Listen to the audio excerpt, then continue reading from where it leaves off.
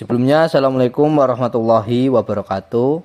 Perkenalkan, kami dari kelompok 6 akan membahas tema yaitu pembaharuan kurikulum SD di Indonesia.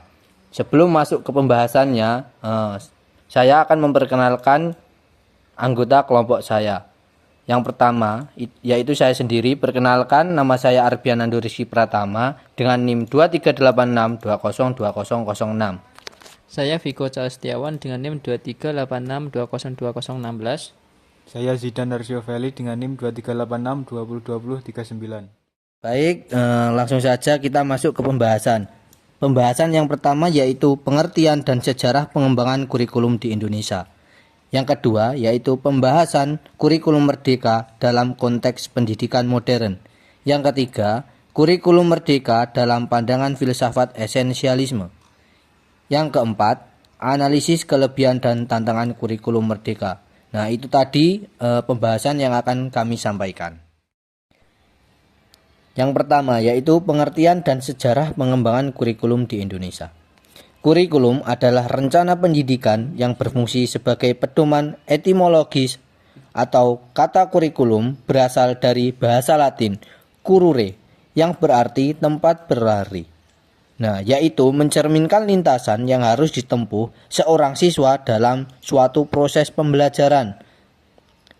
Sejarah perkembangan kurikulum di Indonesia dicatat melalui berbagai perubahan yang signifikan, mulai dari kurikulum 1947 hingga kurikulum 2013.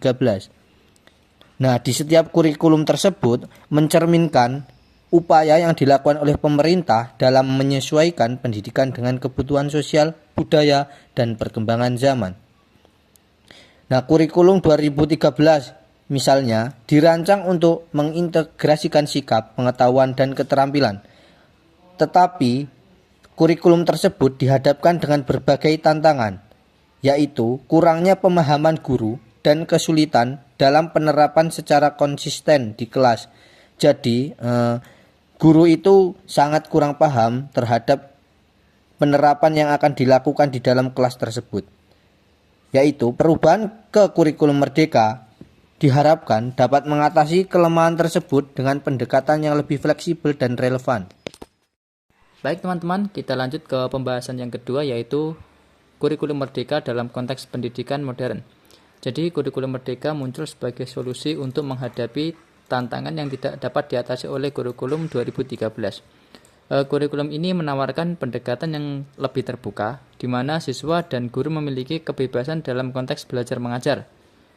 Fokus utama kurikulum merdeka adalah pembelajaran berbasis proyek, pengembangan keterampilan abad ke-21, dan penanaman karakter profil pelajar Pancasila yang meliputi aspek iman, akhlak, kebinekaan tunggal, mandiri, bernalar kritis, dan kreatif.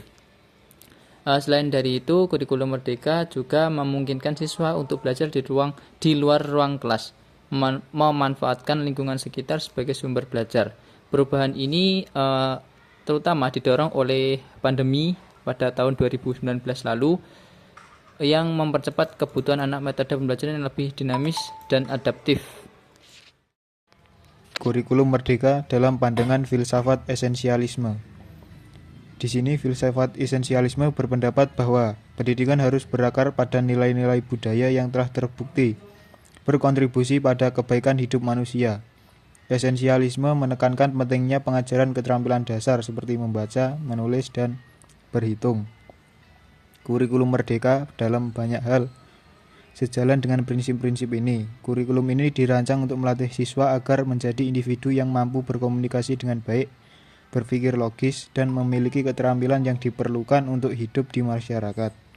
Pendidikan dalam perspektif esensialisme juga bertujuan untuk mempersiapkan manusia agar hidup harmonis di dunia dengan pengetahuan dan keterampilan yang relevan. Dengan demikian, kurikulum merdeka berusaha menyeimbangkan antara pendidikan berbasis nilai-nilai esensial dan kebutuhan untuk mempersiapkan siswa menghadapi tantangan modern. Analisis kelebihan dan tantangan kurikulum merdeka. Kurikulum merdeka menawarkan berbagai kelebihan dibandingkan kurikulum 2013. Salah satunya adalah fleksibilitas yang memungkinkan guru untuk menyesuaikan mode pengajaran dengan kebutuhan siswa dan kondisi lokal. Kurikulum ini menekankan pengembangan soft skill seperti kreativitas, kolaborasi, dan literasi digital yang sangat penting di era teknologi saat ini. Namun, tantangan besar masih dihadapi, terutama dalam hal implementasi, kesiapan guru, fasilitas infrastruktur, dan pemahaman masyarakat tentang pendekatan baru ini masih menjadi kendala yang signifikan. Oleh karena itu, peran guru sangat krusial dalam keberhasilan penerapan kurikulum merdeka, karena mereka adalah fasilitator utama yang mampu mengintegrasikan metode pembelajaran baru dengan efektif. Baik teman-teman, karena tadi sudah pembahasannya sampai keempat, selanjutnya yaitu tentang kesimpulan. Dari keempat pembahasan tadi dapat disimpulkan bahwa kurikulum adalah rencana pendidikan yang berfungsi sebagai pedoman dalam proses pembelajaran untuk mencapai tujuan tertentu. Secara etimologis, kata kurikulum berasal dari bahasa Latin currere yang berarti tempat berlari, mencerminkan lintasan yang harus ditempuh siswa dalam proses belajar.